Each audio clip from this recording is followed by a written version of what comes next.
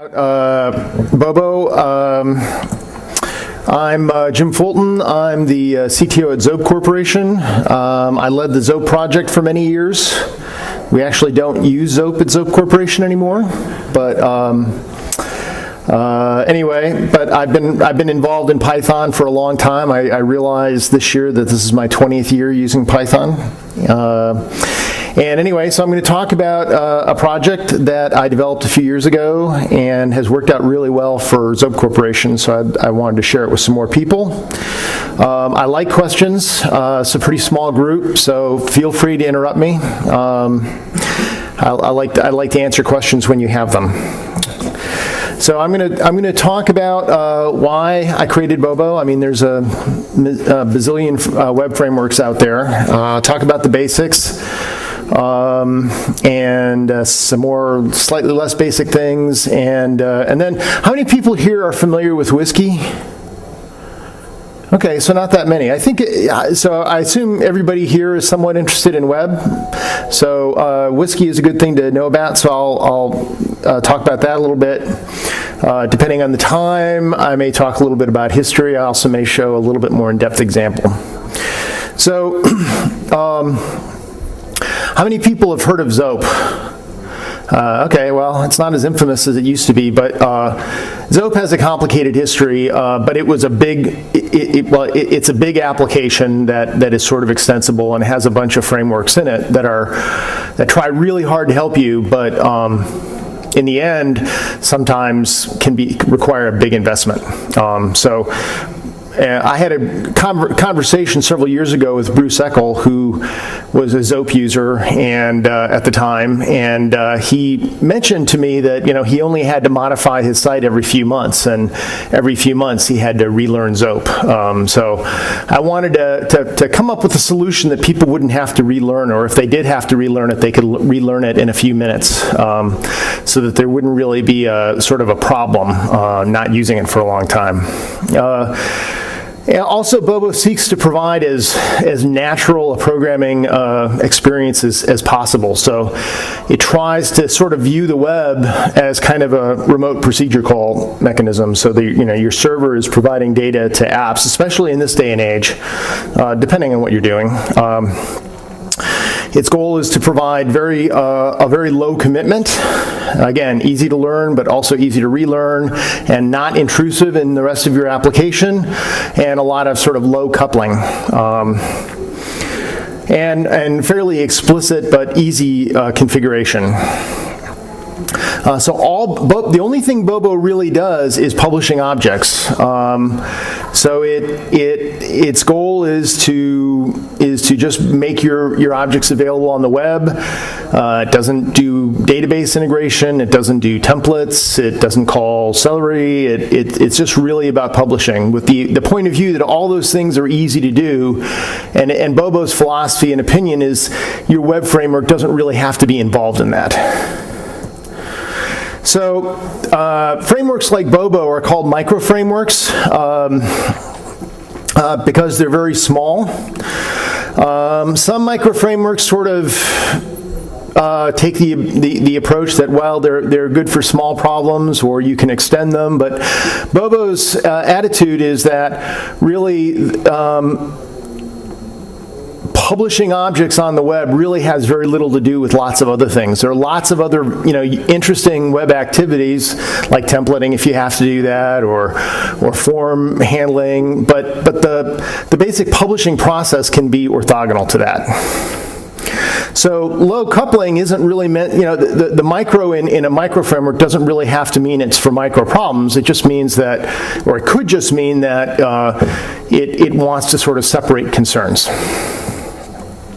So I've been doing this a long time. I've been involved in designing frameworks for a long time, and there are a lot of challenges. One of the things that I've noticed is that people often rush to abstractions too soon, or they embrace abstractions that may not really provide value that outweighs their costs. Abstractions aren't free.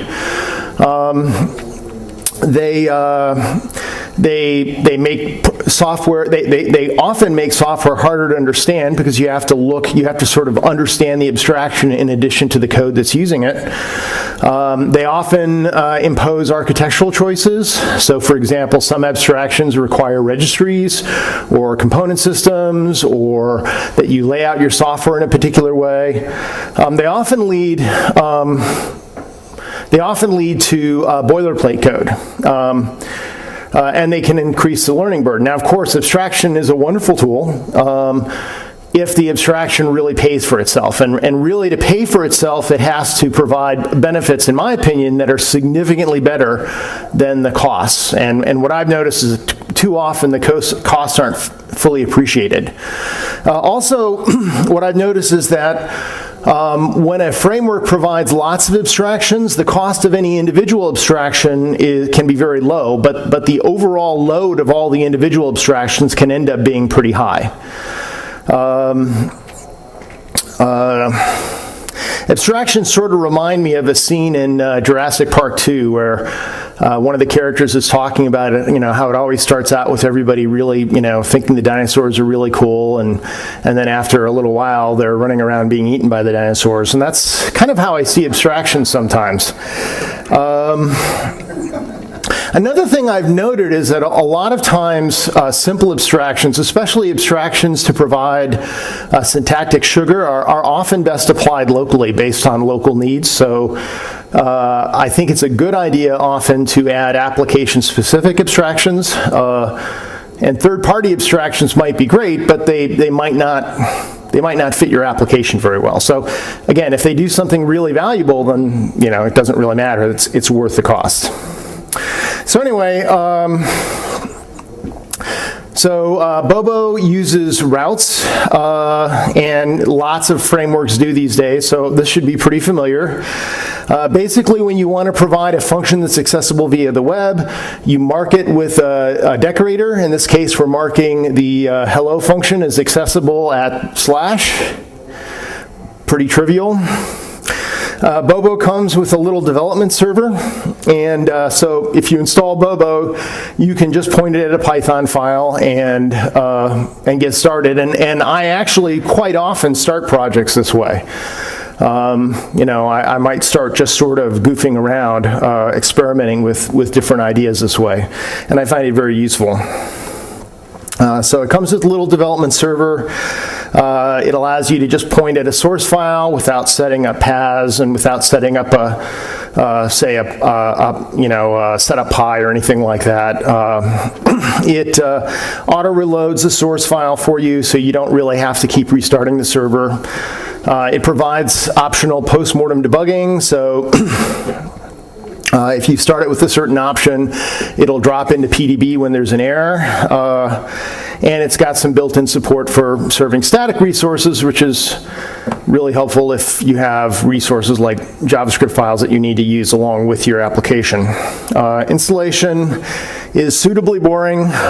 You can install it with pip in the usual way. I happen to use build-out a lot, so I often install it with build-out with a command like that.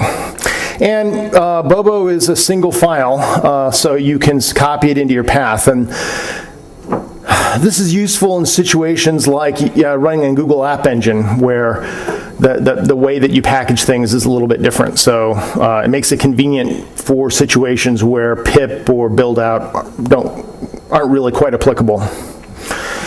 So again, it uses routes like many server and client-side frameworks do. It should be pretty familiar for the most part. It does have some slight innovations that we'll get to later. So you have a route that either may have constant parts like this handles URLs that start with greeters, and then you can have variable placeholders.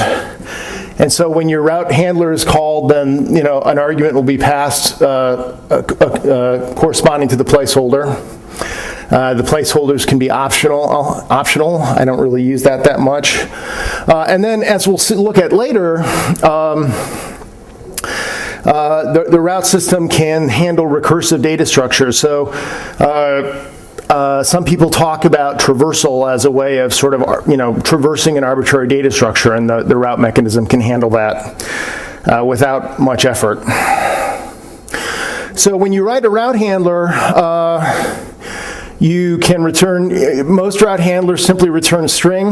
Might be a result of, well, it kind of depends on how you're approaching it. If you're having a route that returns HTML, it's very common to just return a string, and Bobo will turn it into a proper response. Bobo uses something called webbob, which I'll talk about more in a few minutes, but you can return a webbob response. If the content type of the route is application JSON, you can return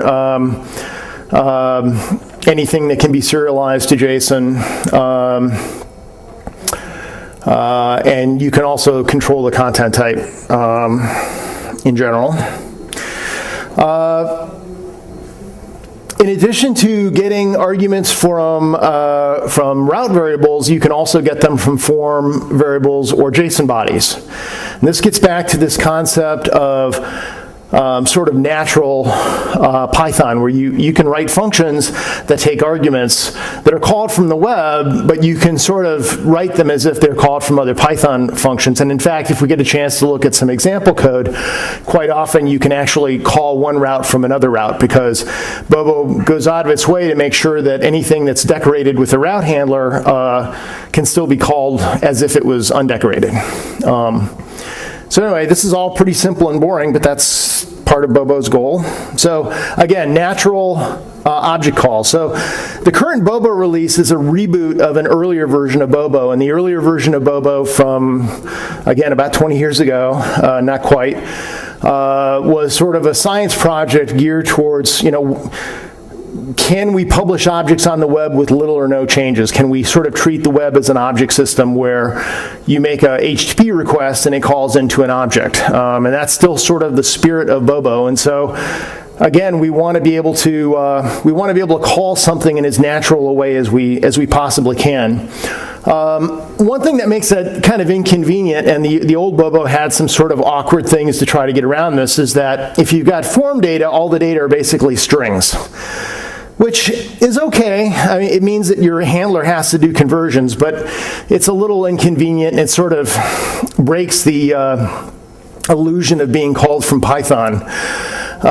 You can use JSON bodies, and if you call your route, if you make a web request with the JSON body, then the parameters can be marshaled from that JSON body, and that gives you the advantage of having some data types beyond just strings. You can actually have strings and numbers and mapping objects and lists. So.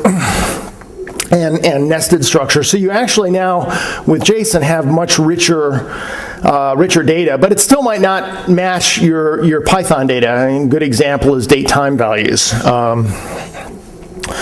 A future version of Bobo will leverage Python's new optional type annotations, so that if you have optional type annotations, then not only will the inputs be sort of checked against them, but they can be used as conversion functions. So for example, if you have some sort of date representation in JSON, you can have a handler that recognizes that representation and not only checks it, but also gives you back a Python date time or whatever you want. So I think that'll be kind of cool, at least once we can all use Python 3. We tried to use Python 3 in our latest project, but it was still the case that too few of our dependencies were ported. But anyway, the philosophy is that when the web calls you, you're being called in much the same way that you would be called from Python, and that makes this kind of development a lot more pleasant, in my opinion. So Bobo uses webbob. There was an effort a few years ago to try to come up with a standard way of representing request data, and that was webbob. And so a number of frameworks adopted it, and so I did as well. App Engine supports it, so it's really easy to use Bobo with App Engine. And Bobo is also Whiskey-centric. I'll go into Whiskey in a little bit more in a few minutes, but at a high level, WSGI is a mechanism for combining a bunch of different high-level components together to try to make development easier, rather than having a large framework that's well, maybe interdependent. Maybe there are certainly other options as far as component systems for Python, but WSGI was an attempt to have at least a component system for the web, and it's been pretty successful in that regard. But I'll say more about that in a bit. So Bobo provides a number of types of handlers. The most commonly used are the sort of RESTian handlers, corresponding to the sort of common HTTP request methods. There are some other handlers that are used wildly less often.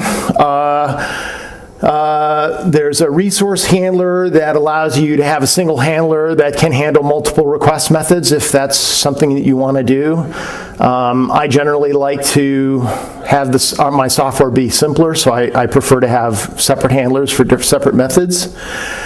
And then there's this query handler that handles both get and post for sort of his historical reasons, and probably shouldn't be used. I probably shouldn't even have mentioned it, but okay, so you now know 62% of what you need to know to use Bobo. And to use it in a pretty scalable fashion in the sense of complexity. We've developed quite a few applications with it, and you really don't need to know much more about what I've talked about. The next sort of level is subroutes. And a subroute, the idea of a subroute is to split the handling of a particular URL into multiple steps. And there are sort of two main reasons for that. One is to provide some abstraction in your handlers. For example, if you're dealing with database data, you might want to centralize some of that database handling, or you might want to centralize fetching information about a user, or have things that apply to all routes centralized in a single place. And so you can use this mechanism for that, but it also provides just a way of kind of separating the URL space so you can have it less monolithic, and you can handle recursive data structures. So here's a fairly simple example. It's the data's all contrived because we want to try to keep it really simple for the example, but imagine we have a database. In this case, this database is a list. The indexes are indexes like 0 and 1. And so I should mention that the most common way to use a subroute is with a class. And so when we do that, we say Bobo subroute and give a URL prefix. And we usually, if it's with a class, we usually say scan equal true. And what the scan does is it tells Bobo to look through the class for handlers, so it knows how to actually call individual methods within the class. And so in this case, we have a class, and it has route handlers, just like we saw before, but these route handlers will be called after the route given in the subroute is going to be called. So all three of these handlers will be called for URLs that begin with employee/employee ID.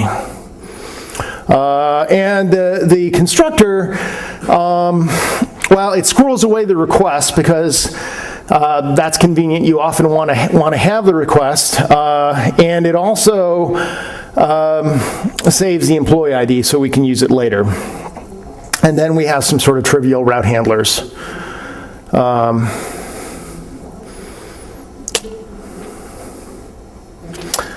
Okay. If you don't let me lose you, so if you're if you're confused, stop me. So now let's look at a slightly more complicated example, and this is going to be as complicated as it gets in this talk, pretty much. Imagine that employees have documents, and we want to make those documents. They've got documents that they want to share, and the documents are arranged into directories. And again, we're going to, for the sake of the example, be really silly and represent the document trees as dictionaries. Of course, you wouldn't do this in reality, but it's just to make the example simpler. So now we've modified our database so that the items in the database have more data in them. Again, it's just an example. So we now have only one item in our database, and the item is an employee whose name is Bob.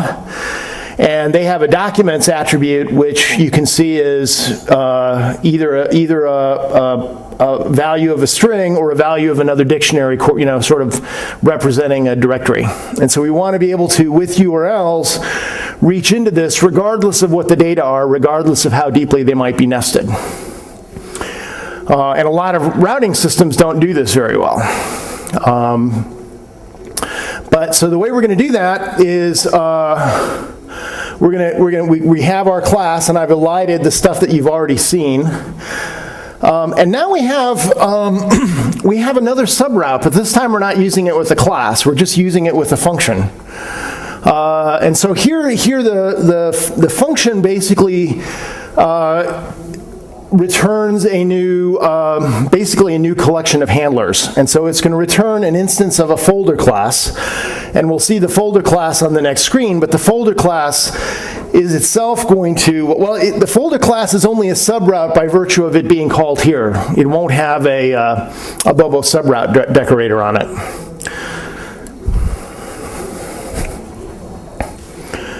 So our folder class, it uses Bobo scan class, which is similar to that option that we saw in the subroute, which basically tells Bobo to look through the class for handlers.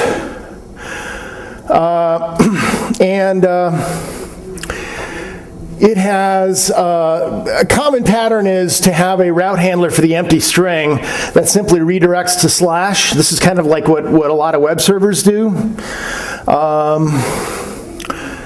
The most important one is this one, which is yet another subroute, and this says if I get an item, and that item, so if I get an item, I'm going to, well, let me back up. I start by passing in some data. Let's look on that last screen again.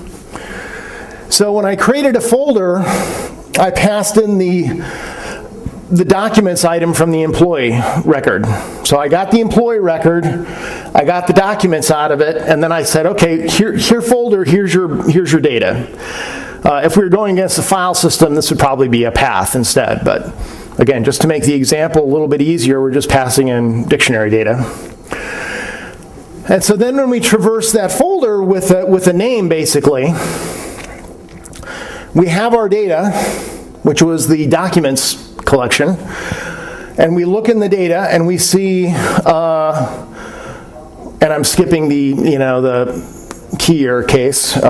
We look in the data and we see is it a dictionary or a string. And if it's a dictionary, we create yet another folder, and of course this time we initialize the folder with the data that we just got. And so as you can imagine, the whole process sort of starts over at that point. And if it's not a folder, then I return a document, and the document is very simple. It simply has a get method, a get handler that returns the content of the document. So with this, you could you could serve content from a file system, you could serve content from a hierarchical database. And it really wouldn't matter how deeply nested the database or the file system was. You could handle sort of any kind of nesting. Any questions so far? So the last bit that people commonly deal with in Bobo are checkers. And checkers are functions that you can supply when you define the route that get called, if present, they get called before the route handler is called. And if they return a response, then that response is used instead of the route handler. And the most common use of this is to handle authorization. And possibly to demand authentication. So this is a really simple example. Imagine that this is an app that simply requires that the user has been authenticated somehow. We'll talk about how they might be authenticated in a few minutes, but just imagine that somehow they've been authenticated. If we're sitting behind something like Apache, we might have Apache have done the authentication, and the request has a remote user, which is sort of a standard request attribute that says some sort of identifier for the remote user. In this example, all we're saying is, well, anybody who's authenticated can use this, and if they're not authenticated, then we return a response with the status of 401, which is typically used to challenge a client for authentication. If we were doing authorization, and if we have time to look at an example, I'll have a trivial example of that, then you might return a 403 for forbidden to indicate, well, you're authenticated, but you're not allowed. So, for example, you might require that only authenticated users can update the database. Okay, so now you know, except for some really sort of obscure edge cases, you know pretty much everything you need to know to work with Bobo. So, I'd like to talk a little bit about WSGI. I think it's, regardless of whether you use Bobo or not, as if you're doing web development with Python, it's good to know about WSGI or WSGI. The basic idea is that an application, a web server application, consists of a layer of components. At one end, the way I think of the top end, well, I guess it depends. Yeah, so one end are servers, so requests come into servers, and then they go down through 0 or more layers of middleware, and then they talk to your application.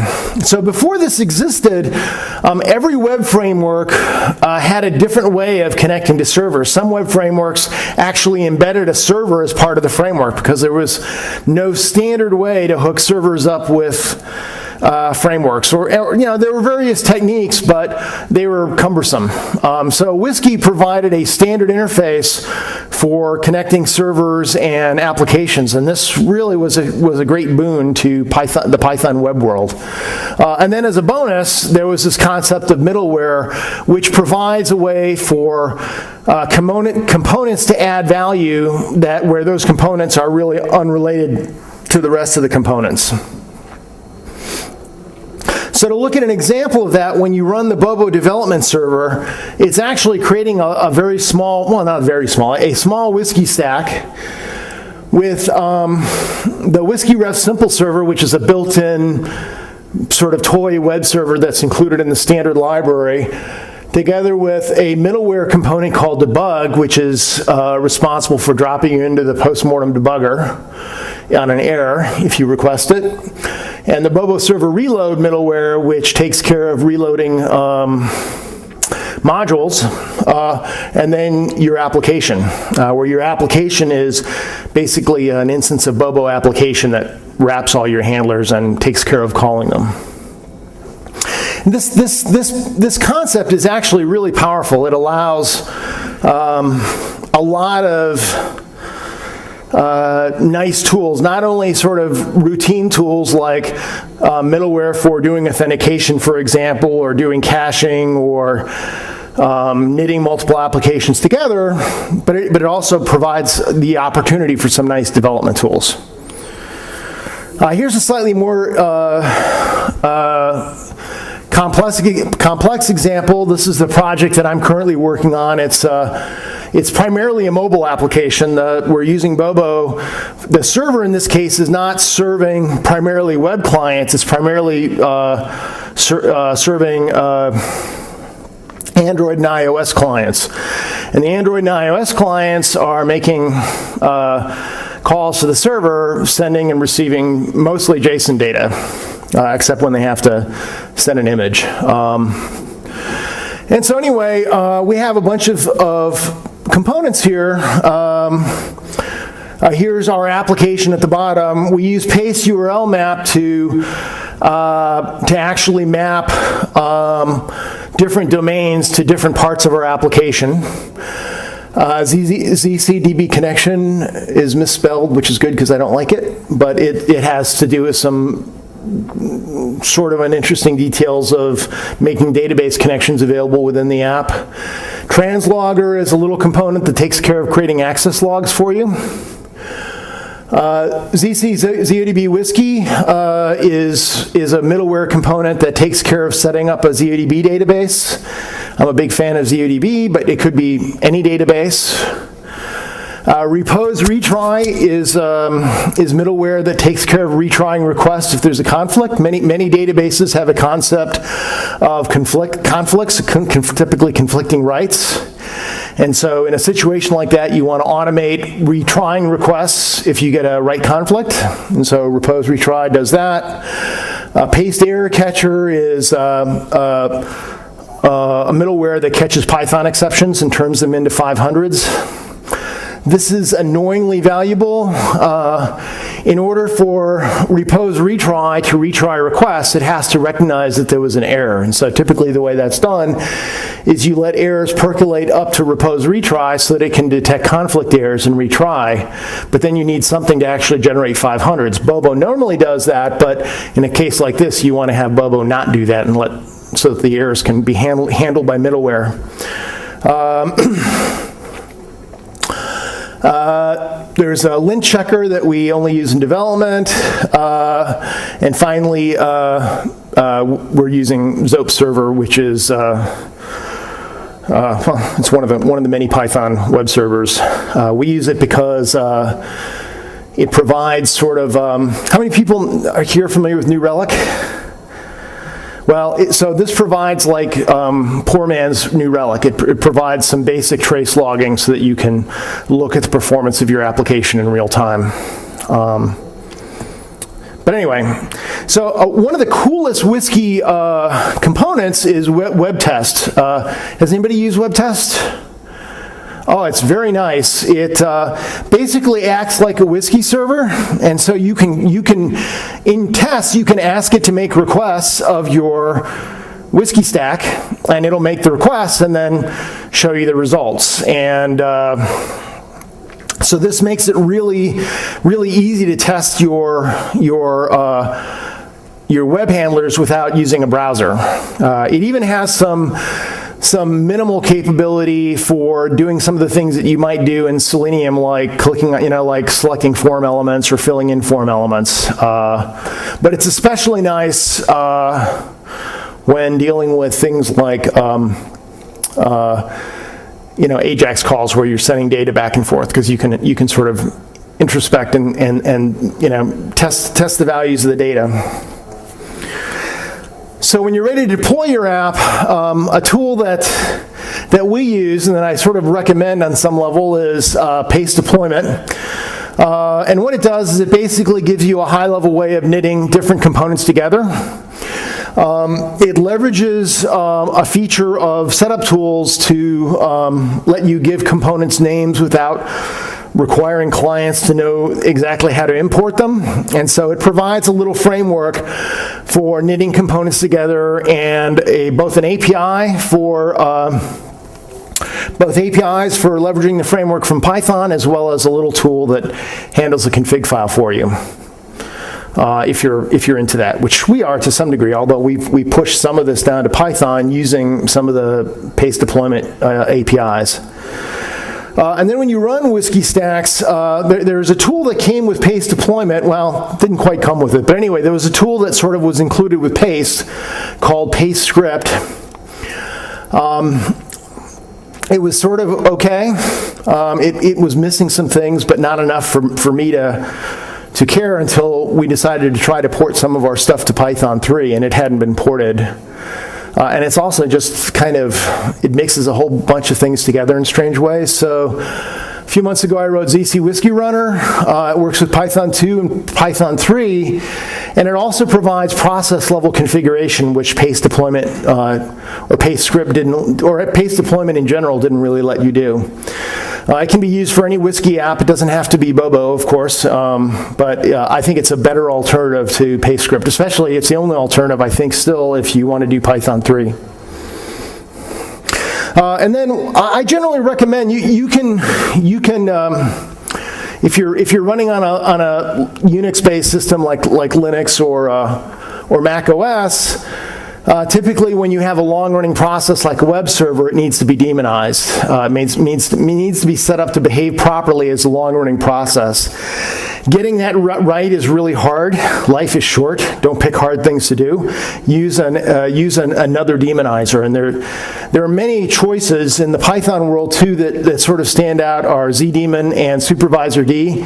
ZDaemon, I like it a lot. Just because it's really simple, not very powerful. And what it does is it runs as a daemon and then controls an arbitrary program to do things like start, stop, restart, run in foreground. And it's just battle tested and very simple, and it works reliably. I've taken applications like various non-Python daemons that did a crappy job of demonizing themselves, and I fixed them by just wrapping them with ZDaemon. Supervisor D is sort of ZDaemon on steroids, and it can manage multiple processes, and it's kind of annoying to have a separate ZDaemon process for each of your processes, but that's part of the price you pay for simplicity. And then, of course, depending on the situation, you might have other ways that you sort of need to wire things up. But anyway, so getting back to Bobo, you might be wondering, well, gee, what about templates or database connections? And you may not buy this argument, but I think it's a pretty good argument that all those things can be done without mixing them up with your web framework. So, for example, if you want to use Jinja, it's pretty easy to do some setup, and then in your handler, simply call a Jinja template. Some frameworks provide some syntactic sugar so that you don't have to do this, but then you have to know what's happening under the hood. And if you want syntactic sugar, it's easy to get similar sugar. If you want to sort of not have to explicitly return, call a template, you can certainly arrange that if it really bugs you using an application-specific bit of sugar. But if you're using third-party sugar, now you're really dependent on some decisions that might have been guided by factors that really aren't important to you. Even Zope, which has been sort of criticized over the years for being too monolithic, its attitude was that a template is just another callable, and it's better to do stuff like that explicitly. Databases are a little bit more complicated because you don't really want to have to do database setup in each individual route handler. You want to centralize that somehow. There are a lot of ways you can do it, but one way that we've done is to do that in Whiskey middleware. And so the basic way that works is you have some middleware that for each, so you have some Whiskey middleware that when you initialize it, sets up a database, some sort of database configuration. A lot of databases have a concept of a database that you then open connections to.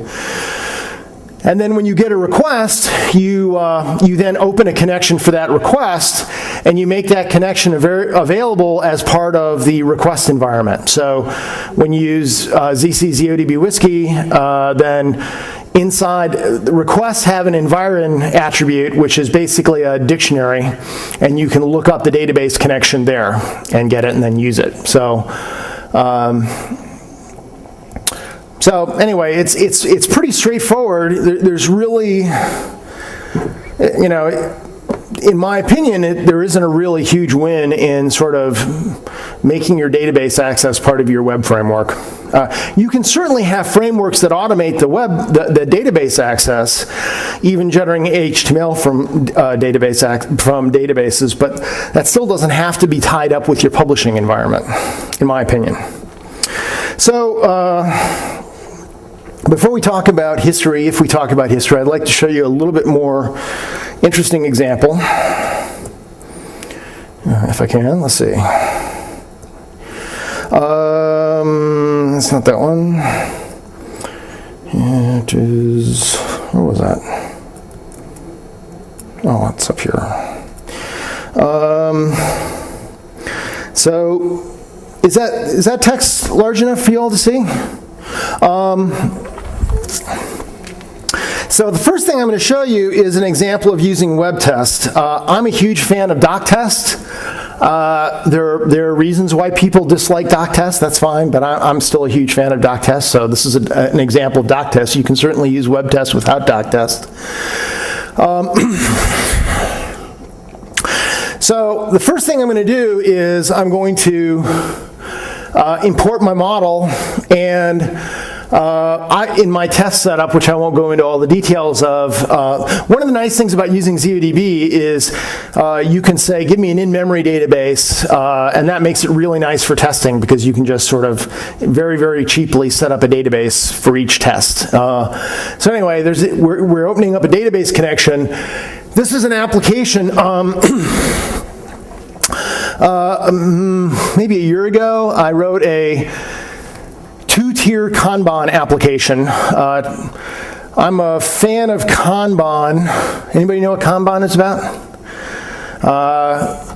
The details aren't really that important, but it's basically a graphical application where you have software projects. You have a Kanban, basically it's nested Kanban boards, and so you have a higher level Kanban board that has your projects as if they're individual Kanban tags, and then when a tag goes into development, it explodes into a nested Kanban that has the individual stages, and that allows you to sort of marry some of the benefits of Scrum and Kanban together.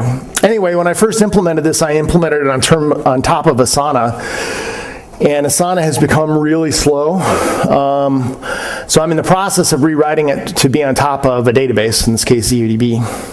So anyway, we have a Kanban object that represents one of these Kanban boards, and so the first thing we do in our test is we add it to our database. I have this test app function which basically just calls WebTest with my Bobo application, and it provides a little bit of sugar for doing that. It also accepts an email to sort of act as remote user, so I can test the behavior of authenticated and unauthenticated. And then I can call web methods on it with URLs and data and verify the results. In this case, you can't access anything in the Kanban unless you're authenticated. So for example, if we try to download the model that the client needs in order to sort of display everything correctly, we get a 401. So when you call a WebTest function, you pass the status code of what you expect. The default, of course, is 200. And if you don't get that status, you'll get an error.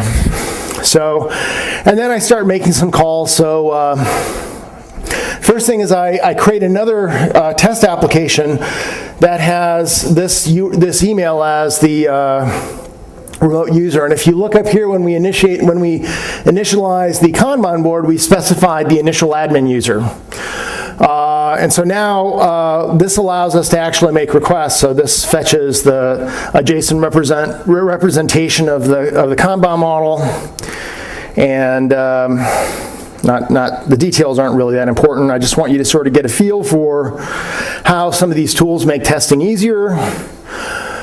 Here we have. When dealing with JSON, I like to,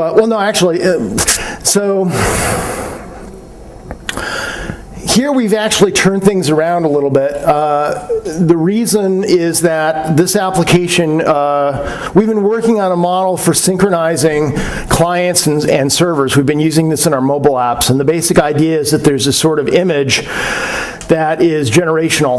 And so when a client contacts a server, it supplies a generation number of what generation of the data it's seen. And in addition to any responses that the server might provide, it also provides updates for the client's data. So it provides a really nice, clean model for keeping the client's view of the data and the server's view of the data in sync. And so every time we make a request, the server sends an update, and in that update is the new generation. And so we have to update the client state, and so there's a little helper function that does that. So you'll see a bunch of these requests where the output is really just the updates to the data model, but it also allows us to see the sort of effect that we expected from the call. So here, for example, we called the poll route, whose sole job is to return any updates. And so now we send back update data. And this just sort of goes on like that. This project is available, is a public project available in the ZC Bitbucket account if you're curious. And so I won't bore you with more examples other than to take a quick look at what this looks like on the server in terms of the actual application code. There's a model behind this, and the model has lots of complexity, especially around this synchronization mechanism that I don't really need to show you, I don't think. But to sort of give you a feeling of what a moderately sized application might do, well, so first thing is we define a check function, and in this case, I decided that the check function would simply call back on the route handler. It might be useful to have a little bit of sugar and bobo to this could be a common pattern, but and then we have a bunch of wrappers of the low-level bobo functions for creating route handlers and supplying the check function as an argument, so we don't have to do that every time. This is an example of something that is a tough abstraction to provide in a library because this represents sort of application policy. You know, if Bobo did this, there would undoubtedly be situations that it would not work for, and then you'd have to sort of fight the framework. But it's really easy to provide this in at the application level, and then you know exactly what it's doing because it's within your application.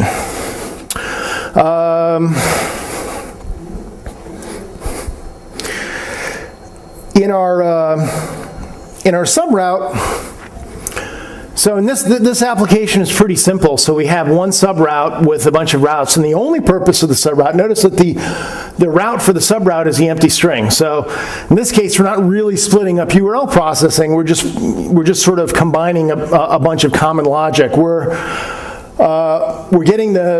saving the request as an attribute. We're saving the database connection. We're actually doing our check to make sure that we're authenticated. And then we save some convenience. And then we're doing a sort of an authorization check in that, okay, so they might have an authenticated email. We're actually using Mozilla Persona to do the authentication in this case. But it might not be an email that we want to provide access to. So here we do a check right in here. We could have done it in the checker that says, well, if they're not in the user database, then they're not allowed. And then we save the email for later use. Again, the error bit is a bit of sugar for raising a Bobo exception or returning a Bobo exception. This response function takes care of the update mechanism. It calls into the model to get updates. It's not really that important that you pay much attention to that. And then we have the various route handlers. So, for example, here's the poll, and this poll does nothing except that this response function, which knows how to get updates out of the model and look at the generation that was passed in, just basically sends updates.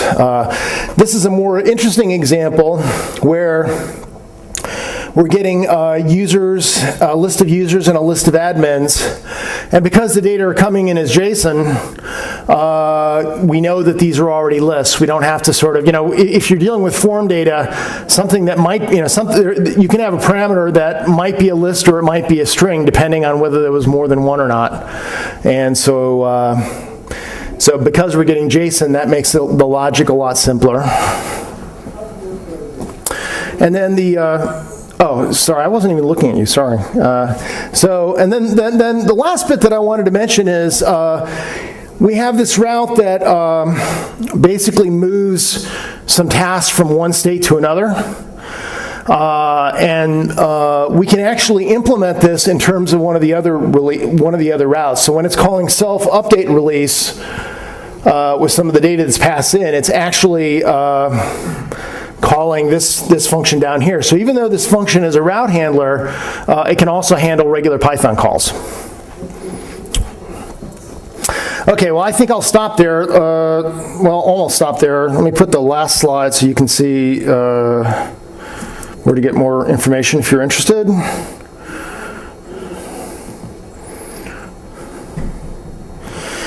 So these slides are available at this URL up here. I suppose they'll be made available through, well, of course we got the video, so, but they're available at j1m.me/today's date. You can also, the Bobo documentation is available at bobodigitcool.com, and there's various other sorts of things. Do we have time for any questions? This crowd doesn't ask many questions, so I don't think it'll take much time. Any questions? Yeah? Where would you do session management with this? Where would you do session management with this? Well, my first answer would be I would try to avoid session management. But the session management is, it sort of depends on how you want to approach it. There are middleware components that do session management for you. By far the most common way or common reason to do session management is for authentication. And there's this package called Is Dangerous, which is by the author of the Flask microframework, that takes the approach of not using server-side sessions, but simply using cryptographic techniques to store authentication information on the client itself in a way that we can trust that when we're given it that it's reliable. We don't use server-side sessions for authentication. We're moving towards using that mechanism. But there are a number of middleware layers that automate that. And of course, in your application code, you could have a little framework that looked for a particular cookie and then looked information up in a database. But again, the most common way to deal with that is in middleware that talks to some database. Any other questions? Do you deploy this behind UWSGI, microRescue? I don't, no. We actually, oh yeah, thanks. Do we deploy this behind MicroWhiskey? A lot of our applications have a large body of content, and so we wrote a content-aware load balancer called Resume LB. I presented it a couple PyCons ago. And we actually run behind that, and then that is basically run behind Nginx. Did you have a question? Yeah. Could you show us that history? I don't think we have time, but it's on the slide. So if you look, it's sorted, so it's interesting for some definition of interesting. Okay. Well, thank you very much.